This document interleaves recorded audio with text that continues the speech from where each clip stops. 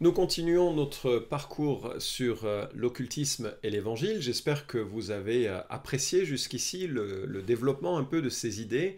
En tout cas, moi, elles me fascinent et elles me montrent à quel point l'évangile est magnifique, que Jésus-Christ est magnifique et splendide, que nous avons vraiment un sauveur bienveillant et puissant, capable de donner des clés de lecture de la vie et donner du sens à nos expériences et nos situations de façon bien supérieure à ce que l'occultisme pourrait pourvoir. Lors de la session qui nous attend, on va aborder quelques points un petit peu euh, conflictuels, non, c'est pas le terme, discutés, on va dire. Et j'aimerais qu'on aborde l'occultisme aux frontières du christianisme. Pourquoi? Parce qu'on a vu dans les temps qui nous ont précédés, dans les sessions précédentes, que parfois la frontière entre ce qui est d'une spiritualité légitime et les pratiques occultes illégitimes ne sont pas très claire, la frontière n'est pas très claire. Alors elle l'est aux yeux de Dieu, ça c'est certain, mais pour nous, on ne sait pas toujours comment discerner les choses. Alors, c'est un peu polémique. Voilà, c'est le terme que je cherchais tout à l'heure. On va aborder l'occultisme aux frontières du christianisme.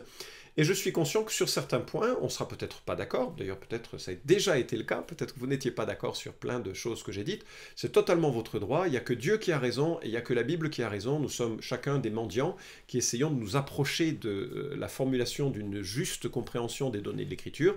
Et on peut totalement, tout à fait errer.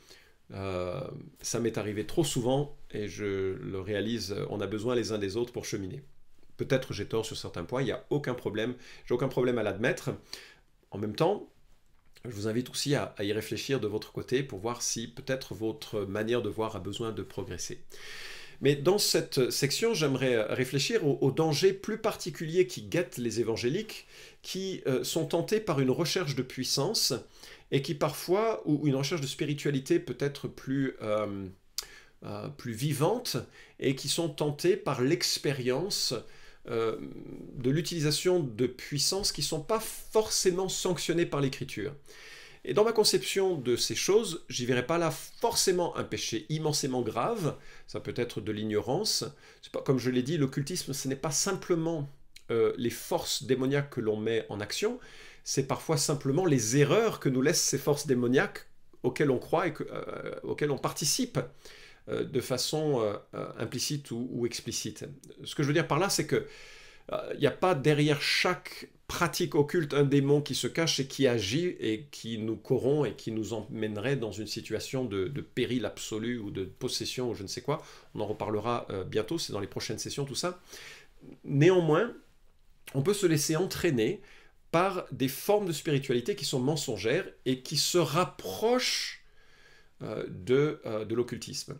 Donc on va parcourir, on va balayer un certain nombre de thèmes, et mon but, ce n'est pas de critiquer ce qui est fait, mais de vous rendre attentif sur ce risque. Parfois, je ne porterai pas de jugement, je vous demanderai de le porter vous-même et de vous faire une opinion sur ces questions. Et puis, voilà, après, à chacun de... L'essentiel, c'est que Dieu soit d'accord avec vous, hein, à la fin du chemin. C'est pas que vous soyez pour ou contre ce que Varaki dit, ça a peu d'importance, mais qu'à la fin, Dieu dise, tu avais raison, je suis d'accord avec toi. C'est ça qui compte. Donc voilà, je le livre très librement à votre attention. Et puis, vous me direz, ou pas, pendant le temps de questions-réponses, j'imagine, je vais avoir beaucoup de points soulevés à cela. Alors la première pratique aux frontières du christianisme, c'est l'évocation des saints, et notamment la prière aux morts que l'on a dans l'Église catholique, mais pas que, essentiellement dans l'Église catholique. À partir du moment où on parle à un mort, on fait de l'occultisme. Que ce soit parler à Marie, que ce soit parler à Joseph, que ce soit parler à un saint quelconque, on fait de l'occultisme. J'habite près d'un village, le village de Ars, dans la ville de, enfin dans le département de l'Ain, où se trouve la dépouille du curé dont il est dit qu'il est le prêtre ou le patron des curés de l'univers. Vous voyez, c'est quand même quelque chose. Un homme qui a été canonisé après sa mort, et quand on a déterré son cercueil, on a trouvé son corps qui n'a pas été putréfié, donc il y avait encore sa chair sur ses os, et donc il a été revêtu de cire, et on l'a mis derrière un sarcophage en verre, et les gens viennent s'agenouiller devant le curé d'Ars, faire part de leurs prières, L'idée chez les catholiques, c'est de dire Dieu est, euh, est très sensible à la prière des saints, parce que ce sont des gens qui ont obtenu certaines faveurs par leur sainteté personnelle. Et donc, si on présente nos pétitions et nos requêtes aux saints, Dieu va les écouter davantage. Alors bien sûr, ça viole la seule médiation de Jésus-Christ. La Bible dit très clairement qu'il n'y a qu'un seul médiateur entre Dieu et les hommes, Jésus-Christ homme, c'est en 1 Timothée chapitre 2. Et puis ça viole tout le principe que nous avons vu dans l'Ancien Testament, qui est celui de ne pas invoquer les morts. Ça fait partie des techniques occultes les principales. Je note également que c'est un reliquat du culte des morts et des ancêtres que nous avons dans l'Empire romain et que nous avons dans la plupart des spiritualités du monde. Le contact avec les morts est une des choses les plus fréquentes que l'on ait dans l'occultisme ambiant que l'on trouve dans les différentes civilisations. Généralement, dans les milieux évangéliques, on est assez conscient de ça, donc j'imagine que ça ne va pas vous surprendre. Mais j'aimerais vous proposer que si vous avez une confiance dans l'intercession de Marie, si vous avez une confiance dans l'intercession de Joseph ou du curé d'Ars ou je ne sais quel autre saint ou personnage, quelque part, moi je vous inviterais à vous en repentir et puis à exprimer votre confiance dans la plénitude du salut qui vous est offert en Jésus-Christ. Et dans la plénitude de la relation médiane, d'intermédiaire, que Christ nous offre en sa personne, en sa mort et sa résurrection. En sorte que nous avons besoin de rien d'autre que Jésus-Christ pour nous adresser à Dieu, pour venir à Dieu et pour être bénis de Dieu. C'est une forme d'occultisme, même si ça se pratique dans un contexte lié de plus ou moins près au christianisme, en tout cas à la chrétienté. Deuxième pratique à explorer, la fausse prophétie. On a vu un texte de Ézéchiel qui était déjà assez fort. Je vais le reprendre, je viens de l'envoyer aussi à un ami qui voulait m'en parler, qui m'en parlait. Ézéchiel 13, 6 dit « Leurs visions sont vaines et leurs divinations mensongères. Ils disent « Oracle de l'Éternel », or l'Éternel ne les a pas envoyés. Ils font espérer que leur parole s'accomplira. » C'est bouleversant de réaliser que des hommes et des femmes du temps d'Ézéchiel parlaient oracle de l'Éternel, c'est-à-dire ils parlaient au nom de l'Éternel, et Dieu dit, ce sont des divinations, c'est de l'occultisme. On retrouve cela également en Jérémie chapitre 14, versets 13 à 15, extrêmement fort comme texte. Jérémie dit, « Ah, Seigneur éternel, voici que les prophètes leur disent, vous ne verrez pas l'épée, vous n'aurez pas de famine, mais je vous donnerai dans ce lieu même une paix véritable. » L'Éternel me dit, c'est la fausseté que prophétisent en mon nom les prophètes. Je ne les ai pas envoyés, je ne leur ai pas donné d'ordre, je ne leur ai point parlé. Ce sont des visions fausses de la divination et de l'idolâtrie, des tromperies de leur cœur qu'ils vous prophétisent. C'est effrayant,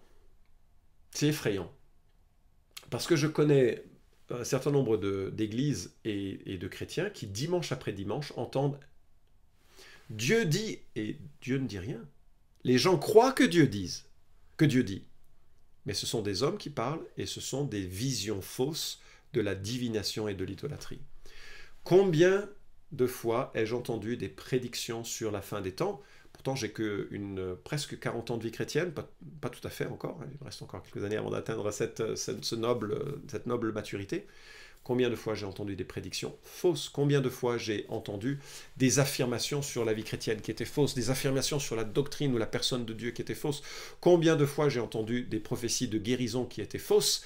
Combien de fois, et la Bible dit, mais c'est de la divination, c'est de l'idolâtrie. Franchement, il faut se méfier profondément de cette pratique un peu rapide de considérer que Dieu parlerait librement, dimanche après dimanche, au travers de gens qui se réclament, qui disent parler au nom de Dieu. Je vous rappelle ce que dit Romains 12, 6. Si quelqu'un a le don de prophétie, que ce soit selon la parole de Dieu, selon la Bible. Et Pierre dit la même chose, que celui qui parle, parle selon les oracles de Dieu. Vous ne pouvez pas imaginer à quel point c'est grave de croire des paroles dites fraîches, actuelles, alors qu'en fait, elles sont des paroles mensongères. Je vous renvoie à la triple origine possible des fausses prophéties, par des gens qui mentent simplement, par des gens qui sont troublés par des esprits mensongers, ou par des gens qui se sont laissés séduire. Ils sont naïfs, ils pensent que Dieu leur parle, alors que Dieu ne leur a pas parlé. En tout cas, c'est pas moi qui dis que la fausse prophétie est de l'idolâtrie, c'est le texte biblique. Donc si vous êtes contre ce que je dis, voyez ça avec le Saint-Esprit, avec Dieu, parce que c'est pas moi qui ai écrit la Bible. Méfiez-vous de ça, et méfiez-vous surtout de ces gens qui viennent vous voir en disant « Dieu m'a dit de te dire ». Ce que Dieu vous a dit, c'est là, hein, c'est dans la parole.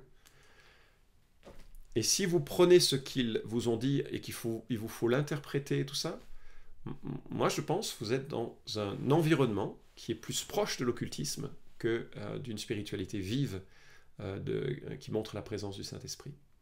J'ai été très touché d'ailleurs, hein. Bon, manifestement je ne suis pas charismatique, hein. Je l'ai été pendant un temps, mais j'ai changé un peu d'avis, mais j'ai été très touché par l'humilité du pasteur de l'église de la Porte Ouverte.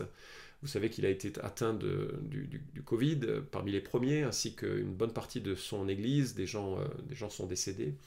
Et dans le propos qu'il a tenu après, avec beaucoup d'humilité, il a reconnu, il était un peu à la fois secoué par les prophètes actuels qui lui disaient plein de choses, il dit mais ces prophètes ils étaient où avant? Donc, méfiez-vous. Deuxième situation que sur laquelle je voudrais vous rendre attentif, de la possible manipulation qui a lieu, c'est la guérison manipulée. Qu'est-ce que je veux dire par là? Je vais vous lire 2 citations, et vous allez me dire si c'est proche ou pas proche chaque fois. En général, j'ai les mains qui picotent. Elles sont chaudes et c'est comme si de l'électricité en sortait lorsque je prononce une parole d'autorité.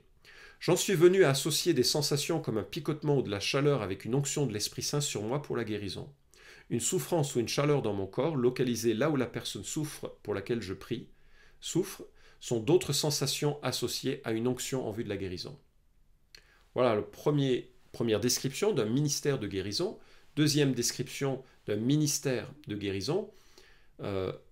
La concentration est si forte qu'un jour un malade, assis sur un simple tabouret de bois, s'est levé en hurlant qu'il avait pris le courant. Il a cru le tabouret électrifié. Bien des malades ressentent des picotements, des bouffées de chaleur électrique. Alors, les citations complètes que j'ai sont plus longues, mais je ne veux pas vous prendre trop de temps avec ça. Mais la question que je vous pose est la suivante.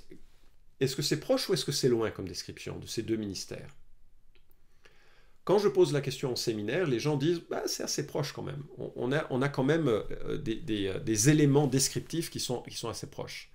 Eh bien, à gauche, vous avez John Wimber, qui était un pasteur charismatique bien en vue, qui a écrit plusieurs livres, pas des moindres, puisque même John Wimber consacre ou dédie son livre la théologie systématique à cet homme-là, comme un pasteur remarquable. Donc c'est pas le moindre des pasteurs. Mais à droite, vous avez Maggie Lebrun, et ce qu'elle écrit, c'est une occultiste qui travaille, je crois, à Chambéry ou à Grenoble, et c'est ce que je tire de son livre « Médecin du ciel, médecin de la terre ». Vous avez 2 manières de guérir très proches, l'une vient de l'occultisme, l'autre vient du monde évangélique. Donc je pense qu'il faut se méfier, et se méfier de la manière dont les guérisons ont lieu pour voir si elles reflètent pleinement la façon de s'y prendre que l'on trouve dans l'Écriture. Je suis conscient, je vais générer ici plein de questions, peut-être de colère, mais Jésus a mis en garde, et notamment alors que la fin des temps approcherait, qu'il y aurait beaucoup de gens qui feraient des miracles en son nom alors qu'ils ne les connaîtraient pas. Le fait qu'il y ait des miracles qui aient lieu, le fait qu'il y ait des choses bizarres qui aient lieu, ce n'est pas la garantie que le Seigneur est au milieu d'eux. Je pense que le doigt de Dieu est toujours supérieur, et quand on se penche sur la guérison des apôtres et des gens qui les ont mandatés, on voit qu'ils avaient une puissance qui n'a rien à voir avec les petits picotements où les gens se sentent mieux. Les guérisons sont spectaculaires et Elles sont instantanées, elles sont complètes, même les adversaires sont irréfutables et elles sont indépendantes de la gravité de la maladie. Souvent, elles étaient générales, c'est-à-dire quand Paul arrive sur l'île de Malte, il n'y avait plus de malades après. C'est-à-dire tous les malades étaient guéris. C'est comme si, je sais pas, si Paul arrivait dans un hôpital, dans une ville comme Lyon, l'hôpital se viderait. Il faut voir la puissance de guérison qui est manifestée chez Jésus et les apôtres. Rien à voir dans les guérisseurs qui se mettent en avant aujourd'hui. Peut-être vous serez d'accord, peut-être vous ne serez pas d'accord. Je voudrais quand même clarifier, je crois absolument que Dieu guérit. En tant qu'anciens, nous pratiquons l'onction d'huile très régulièrement. L'onction d'huile très régulièrement, nous prions pour les malades. Mais quand nous prions, nous demandons simplement à Dieu qu'il guérisse. Parfois il le fait, parfois il ne le fait pas. Ça c'est son choix, son chemin, sa décision, sa volonté. Nous sommes que des serviteurs de ce qu'il nous prescrit. Mais on ne cherche pas à manipuler avec ou on ne cherche pas à reconnaître des picotements ou autres comme des moyens de la présence de Dieu. Autre exemple qui a beaucoup secoué le monde évangélique il y a maintenant une vingtaine d'années, c'est plus trop le cas, peut-être que ça reviendra, mais c'est ce que l'on a appelé la bénédiction de Toronto. Alors pour ceux qui sont un peu jeunes et qui m'écoutent, la bénédiction de Toronto, ça venait d'une église à Toronto, donc une église associée à John Wimber, mais qui s'en est séparée un peu après, où le pasteur, lorsqu'il posait les mains avec toute son équipe pour recevoir la bénédiction de Toronto, soi-disant une plénitude particulière de l'esprit, les gens avaient des réactions bizarres. Par exemple, ils se mettaient à rire de façon incontrôlée pendant plusieurs heures. Deuxièmement, ils faisaient des bruits d'animaux pendant plusieurs heures, mais de façon incontrôlée. Alors, ils pouvaient rugir comme un lion, faire des bruits de vache, mais longtemps, quoi, et sans pouvoir s'en sortir. Ou bien ils faisaient des mouvements incontrôlés, on appelait ça jerking in the spirit, d'avoir je ne sais pas comment l'expliquer tellement c'était étrange. Ça s'est répandu dans le monde entier comme une traînée de poudre. Les gens sont venus du monde entier pour obtenir cette bénédiction de Toronto et expérimenter soit ce rire, soit ces bruits d'animaux. Il y a des gens qui se mettaient à aboyer dans les cultes. Enfin, c'est une panique épouvantable. Mais certains considéraient que c'était la bénédiction de Toronto. Ce qui m'intéresse, c'est la comparaison que l'on peut faire avec ce propos qui nous vient d'une église charismatique de Mâcon, où l'un des... alors je crois que j'ai caché les prénoms, je ne veux pas mettre les gens dans l'embarras, mais tout a commencé en janvier 1994 dans une réunion d'intercession lorsque le Saint-Esprit est venu sur, 3 petits points, le remplissant d'une joie intense. Son âme, peu habituée à une telle joie pure et intense, ne pouvait transmettre à son corps que des messages de rire et des vagues d'amour et d'ivresse. La réunion s'est terminée pour lui dans la position horizontale, la seule vraiment adaptée à ce genre de situation. Bon, personne n'est saisi de rire, d'ivresse. Je vous cite une autre citation à droite. « L'homme parvenu à la béatitude divine en est complètement enivré. Sans même avoir bu du vin, il se comporte comme un ivrogne. Quand je suis assis aux pieds de Dieu, je me sens aussi ivre que si j'avais bu 5 bouteilles de vin. » C'est proche ou c'est distant?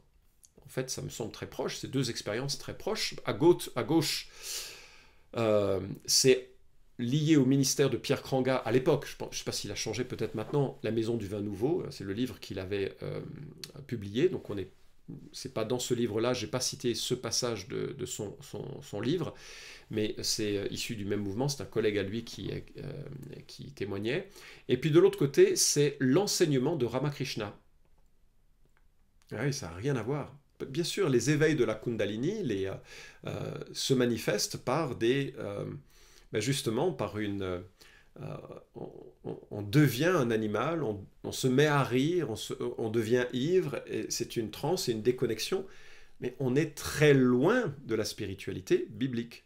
Et ça, mes amis, ça a eu lieu dans les églises évangéliques dans les années 90.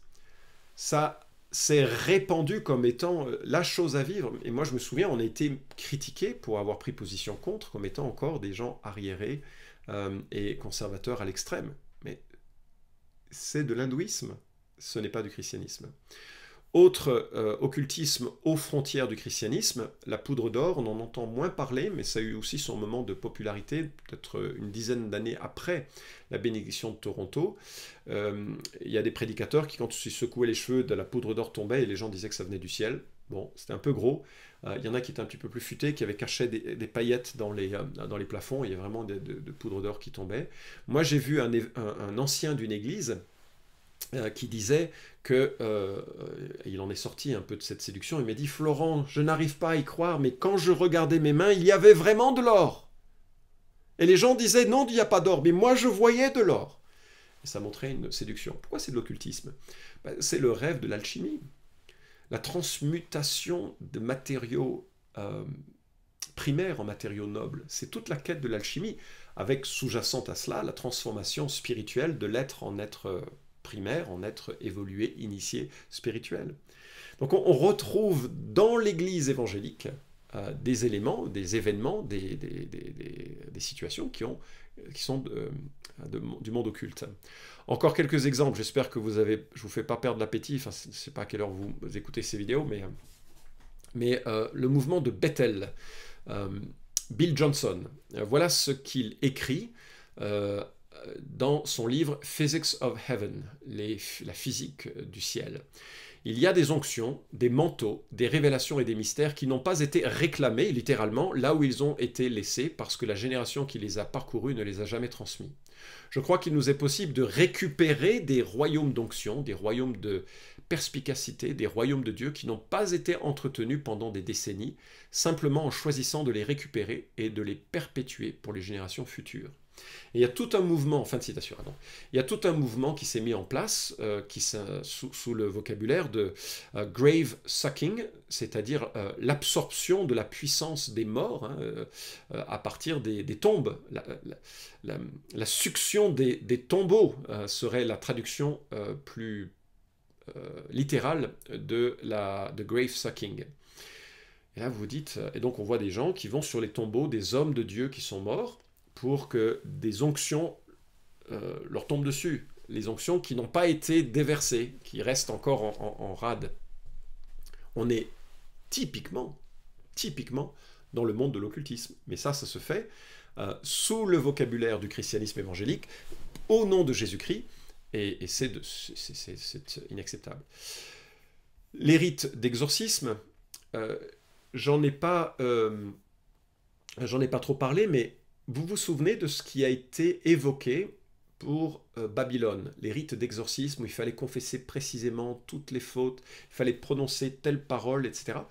Et je me dis, on est parfois en danger, et moi je suis tombé dans ce panneau, hein, je critique, je me critique, on fait ce qu'on peut, hein, donc je comprends bien qu'on puisse tomber dans des panneaux. Mais je suis tombé dans ce panneau avec cette notion qu'il fallait prononcer certaines paroles, dire les choses qu'il faut, etc., pour être libéré du diable. Et en fait, on joue le jeu du diable. On ne se rend pas compte qu'en minimisant la portée de l'évangile et la puissance de l'évangile dans la vie de ceux et de celles que nous accompagnons, nous faisons le jeu du diable qui devient le centre de la préoccupation. Et les yeux sont tournés sur lui plutôt que sur Jésus-Christ. Et je termine avec une dernière remarque qui nous est donnée de ce personnage célèbre, Joel Osteen et la pensée positive.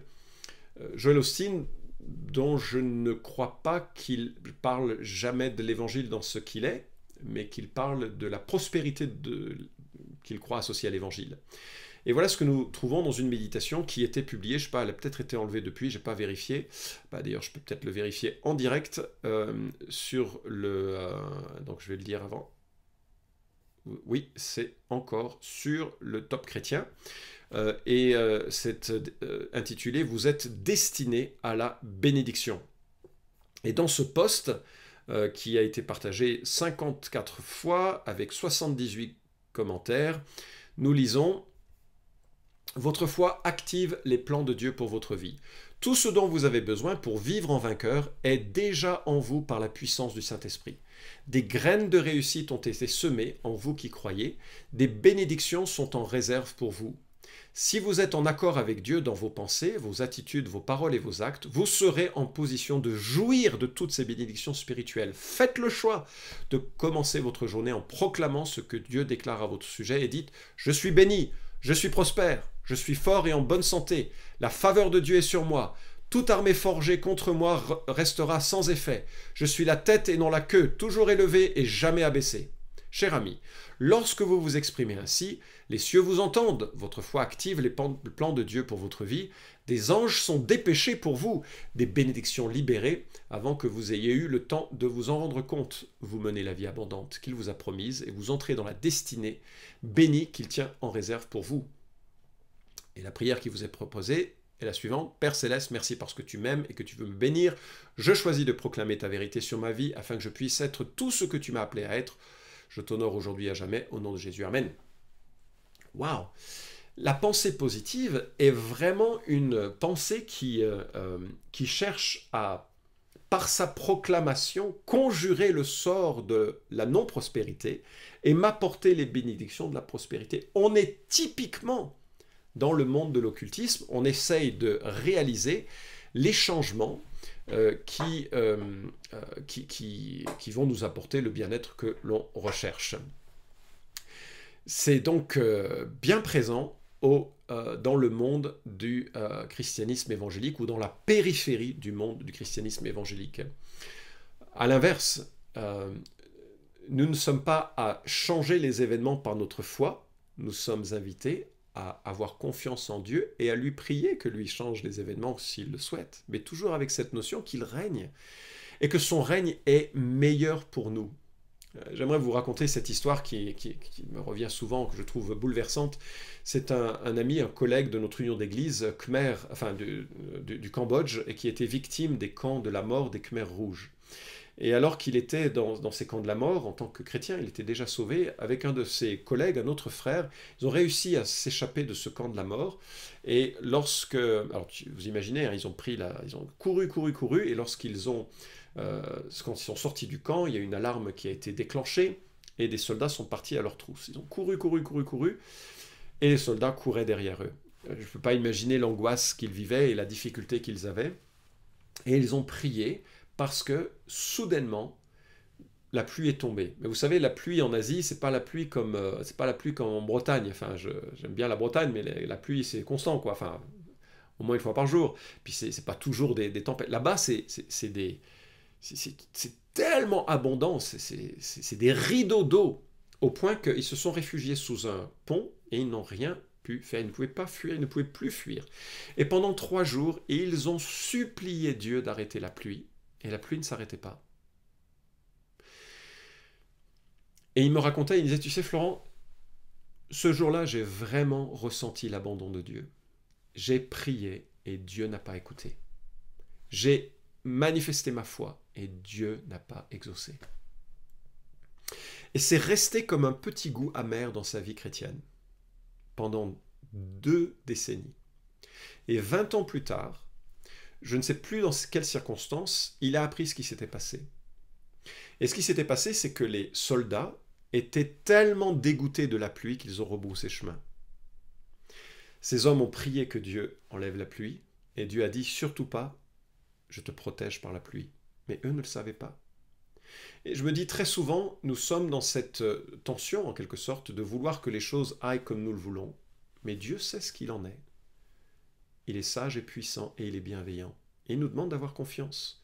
Confiance dans sa providence. Bien sûr, nous pouvons prier, mais toujours avec cette notion que sa volonté est supérieure.